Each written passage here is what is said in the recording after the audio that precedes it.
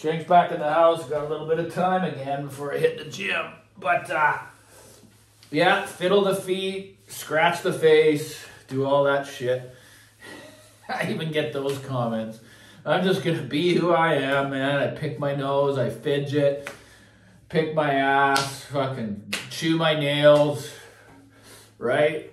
But if you're in face-to-face, you might get choked out.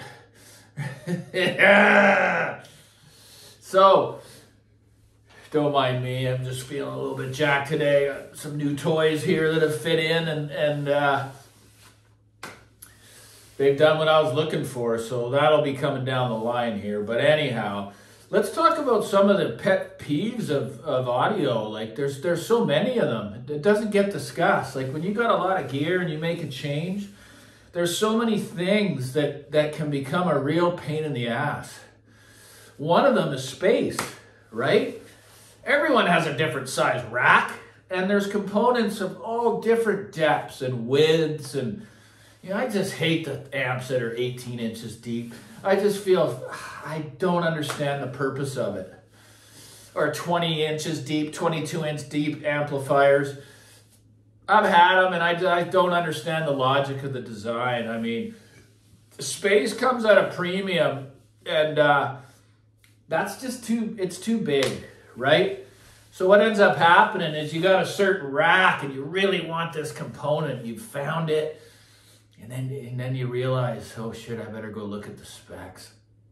And it's this much too small without the feet hanging off the end of the rack. And you want this thing so bad. Like, God, that sucks when that happens. I mean, seriously, so many times. Or then, you know, even cable lengths. Sometimes you make a change and now that cable's not going to reach where it once did. I know that so many of you watching me have gone through these things, right? Like, space is, yeah, the measurements, right? You know, even the height of your stand, the depth of your stand, the width of your stand. That component comes up in those 20-inch deep, 22-inch deep. I mean, even the Bel Canto, it's pretty deep, you know, at 15-inch. So we can run into these dilemmas, and there's so many of them, man. I can't really come to it. Like I said, when I did the teardown and brought the TV, the bolt stand into here, I didn't really take into account the precise measurements, so I almost ran into trouble because the Pure Fidelity table and stuff, it barely fits. Like, I mean, within a hair. So the feet are firmly on the edges, like perfectly right. They don't overhang at all. But this is what I'm talking about. There's so many little things and little details that we have to look at, especially when a change has been made. And cable lengths is another thing, right? We run into that, or we end up selling a cable. We realize, oh, damn it, why did I sell that cable? I need that now.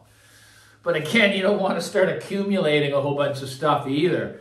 But I will say that I've made mistakes in that area quite often, usually just with the cables that I think, shit, I needed that cable now. Why did I even sell it? Like $200, $100? Was it really even worth it to go through the grief all over again? You know, and then you got the beautiful tube amp. Like, I've never been able to have a line magnetic, my line magnetic in any stand safely because I just never felt there was enough clearance, right, for the heat. So finally, that's when it hit me when I had the Stenner. I said, wait a minute, it's such a compact, beautifully designed amplifier. It's so big, like, it's so heavy, but it's only 12 inches deep. It's just juggernaut, right? But it allows for easy placement when it comes to depth. But you got to have that space. So I wanted to have it front and center, right? As you can see, like you can't quite see it there. But it looks so beautiful when you look at it closely, right? With those beautiful feet. And now it's got all the room to breathe that it needs. And I can stare at it, right? It's just such a gorgeous piece. Like I always tell people, aesthetics matter to me just as much as the sound. So I mean, I'm sure I'd like to see some of the comments on some of the pet peeves and just stuff that, you know, speaker stands. That's another one, man. Jeez. I think they should be somewhat universal when it comes to the top plates, but I mean, you got speakers of all shapes, like they contour some of the cabinets, meaning that if the top plate, it's too wide, I just never want to see overhang of any kind, especially with the top plate. It just takes away the beauty of the speaker. There's so many shapes and sizes and heights. And again, there are stands that I regret selling for that reason. They actually had dual plates that came with the speaker so you could put the smaller one on, right? So that's a real big one, are stands. Right? I know we've all done it. We've sold stands when we didn't need to. They would have come in handy later down the road. So I can't wait to see some of your guys' comments. And again, the last video about Mikey, I love the guy. A lot of his information is very valid.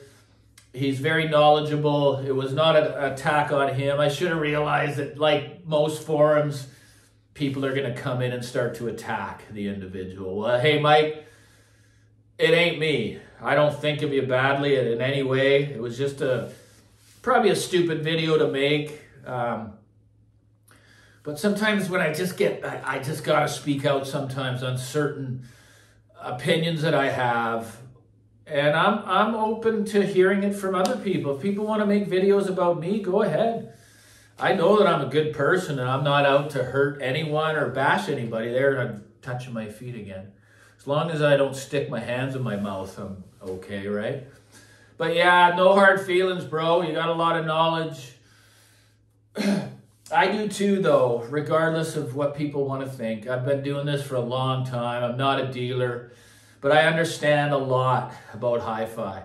So yeah, I'd love to see what people have to say about the pet peeves, just the hassles of hi-fi, right? You know, the stands, the cable links, of course, not everything's going to come. You know, where should your media be placed so you don't have to fucking bend down to the floor like I do, because I have no other way. I got to go down here for the CDs.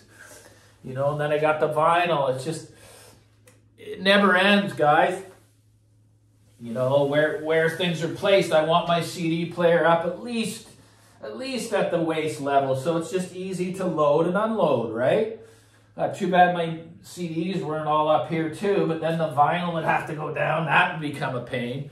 So it's a great topic, I feel. Anyway, I think lots of people are going to share on this one. I hope you do.